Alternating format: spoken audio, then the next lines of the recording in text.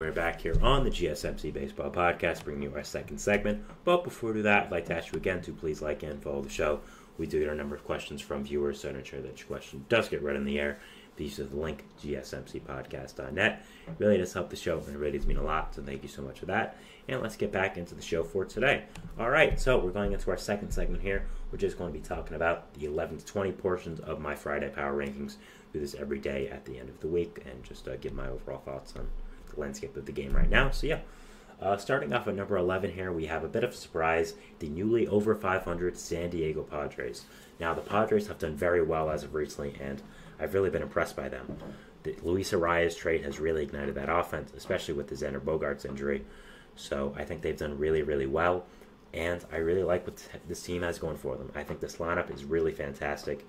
You have guys like Jake Cronenworth, Fernando Tatis Jr., Manny Machado, Ha-Seong Kim, the aforementioned Arias, Jurickson Profar, who's been one of the biggest surprises all year, Jackson Merrill. That outfield has really been killer with Merrill, Tatis, and Profar, all having really fantastic seasons there. The pitching rotation, while isn't great, still has some ability there left. Of course, Yu Darvish and Joe Musgrove over there, who are on and off the IL all year, but still have a lot of talent. Matt Waldron's been a very solid five-starter. With that knuckleball of his. Dylan Cease has been a great trade since coming over from Chicago.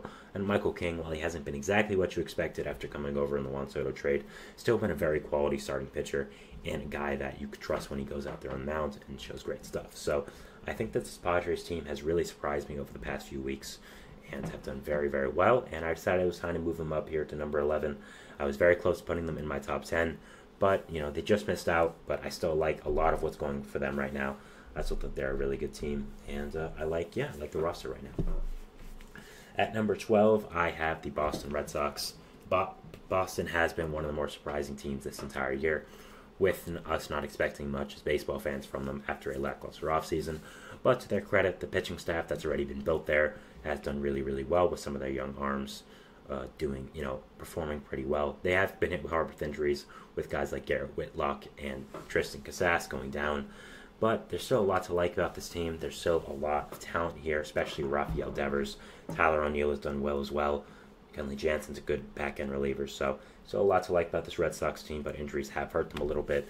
And that is definitely a narrative going into the rest of the year that I'll be watching and definitely will be seeing as it does go forward. 13 here, I have the Chicago Cubs. I like this Cubs team a lot. I know I put them a little higher than the record has said for a few times now, but I still like what they bring to the table as a team. I still think that as a team they are very, very good. I think the pitching rotation is very, very good with Jameson Taillon, Justin Steele, Shota Imanaga as really good pitchers, Ben Brown and Javier Assad, both these younger players that I do like as well in that rotation. Ben Brown did get hurt today, so we're waiting on an update for that, how long he's going to be out. I believe it's a neck injury, so it shouldn't be that long, but still is something that will get him out for a little bit. But overall, I love the rotation they have here. The bullpen does need some work, but Hector Neris and Adbert Alzolay are still really good back-end pieces. You also have Cody Bellinger in the lineup, Seiya Suzuki, Nico Horner, Dansby Swanson, Ian Happ. So still a lot to like in this lineup here as well. You do need help at catcher desperately. I think you have the worst catching situation in the entire big leagues by far.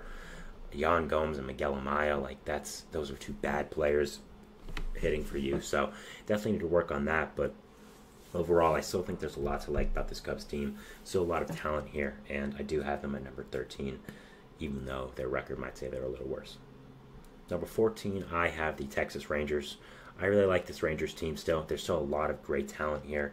I mean, you still have some great starting pitchers on this team that are on the injured list, like Scherzer, like DeGrom, who you're getting back sooner rather than later, which will definitely be big reinforcements. Of course, you also have the lineup, Corey Seager, Marcus Semien. Those guys are really, really great.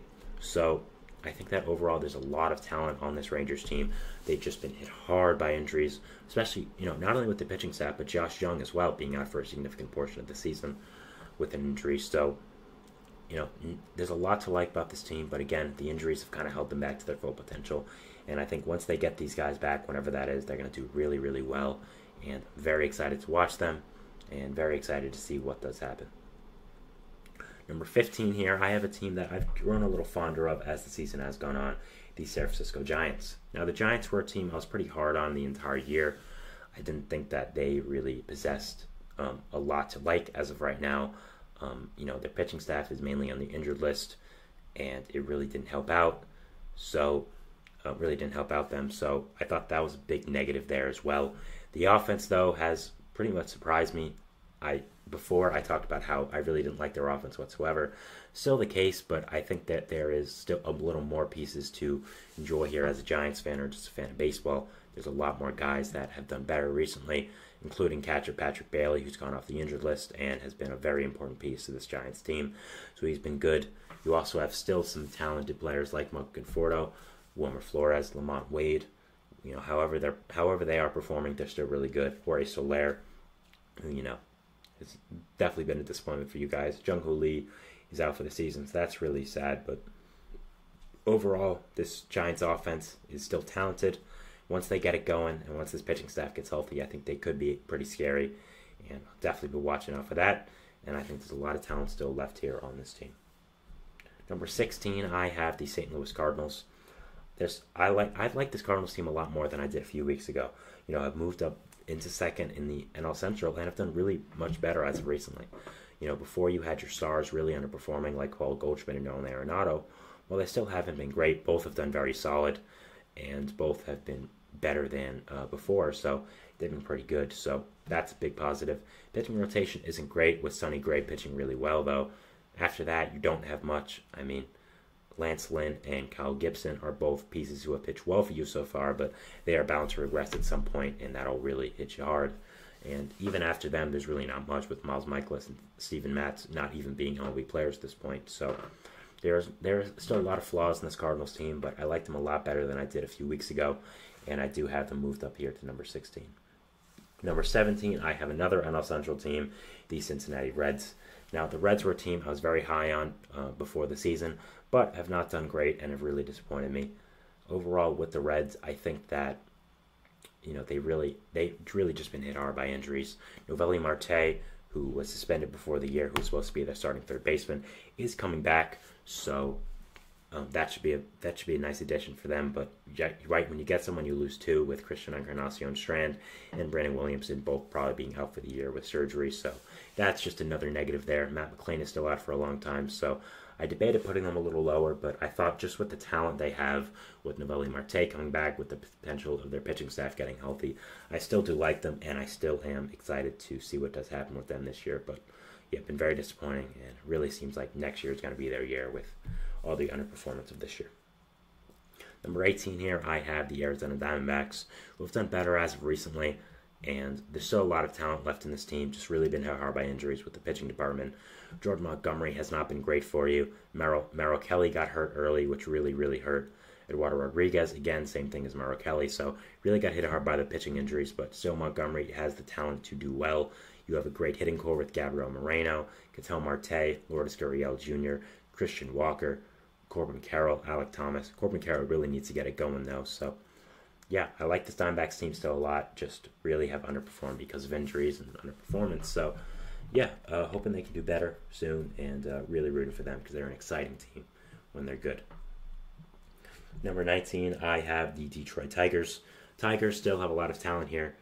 Pitching staff is very good with Jack Flaherty, Kenta Maeda, Reese Olson, Tarek Skubal, who's amazing. Casey Mize is solid as well, so a lot to like about their pitching rotation.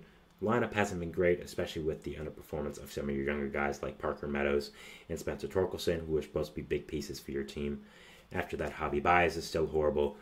You have Colt Keith, who's not been doing great, and Riley Green, who's pretty good, but other than him, you don't have much. So your offense just needs to get better. Simply put, your young players need to perform, and if they don't, you got to trade for a bat at the deadline if you want to compete. But it seems like next year is mainly their year, so we'll be talking about them there. But yeah, just really sad with how much their young players have underperformed.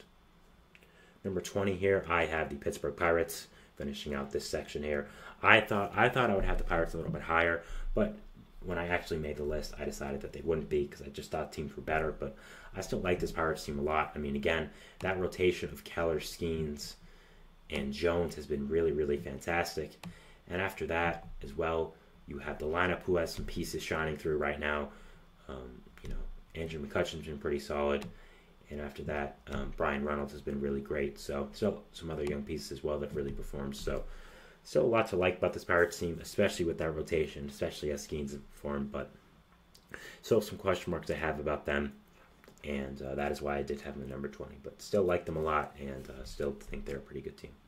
So that was it for our second segment here, talking about our 11 to 20 power rankings. Just recapping it again.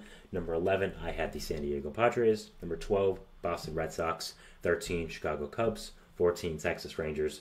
15, San Francisco Giants. 16, St. Louis Cardinals. 17, Cincinnati Reds. 18, Arizona Diamondbacks. 19, Detroit Tigers. 20, Pittsburgh Pirates. So that was it.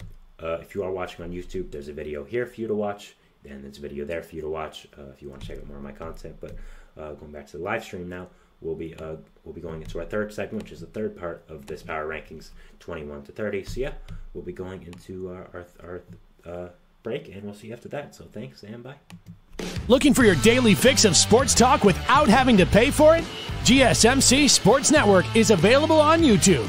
Just search GSMC Sports Network.